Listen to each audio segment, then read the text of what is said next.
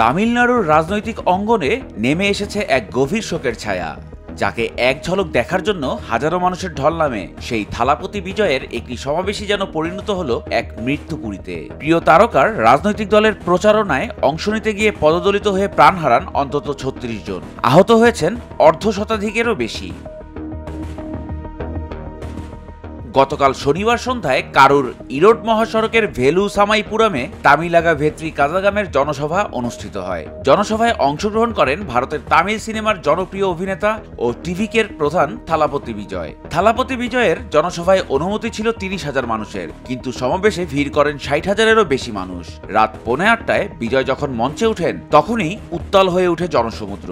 তাকে এক নজর দেখতে ঠিক তখনই উপস্থিত জনতার ঢল একসঙ্গে এগিয়ে যান মঞ্চের দিকে। দিকে ছুটে যাওয়া জনতার চাপে ভেঙে পড়ে নিরাপত্তা। অনেকেই মাটিতে পড়ে গিয়ে পিষ্ট হন পায়ের নিচে, পাশাপাশি শ্বাসকষ্টে অচেতন হয়ে পড়েন অনেকেই। ফলশ্রুতিতে বিজয় মাঝপথেই তার বক্তৃতা বন্ধ করে দিয়ে সাহায্য চান পুলিশের। এই দুর্ঘটনায় প্রাণ হারিয়েছেন অন্তত ৩৬ জন, আহত হন আরও ৫০ জনেরও বেশি। নিহতদের মধ্যে ৮ জন শিশু ও ১৬ জন নারী রয়েছেন।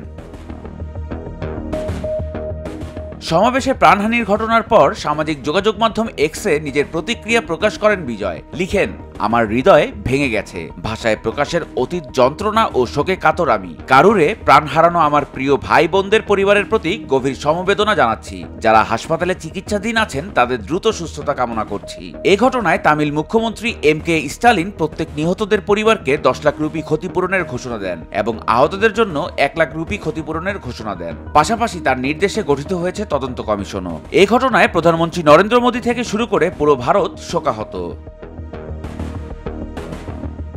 বারবার জনসমাগম কেন নিরাপত্তার হুমকি হয়ে দাঁড়াচ্ছে? এই প্রশ্নগুলো আজ তামিলনাড়ু থেকে ছড়িয়ে পড়েছে সারা ভারতে। কারণ রাজনীতি আর জনপ্রিয়তার এই খেলায় এমন করুণ পরিণতি কারোরই কাম্য নয়।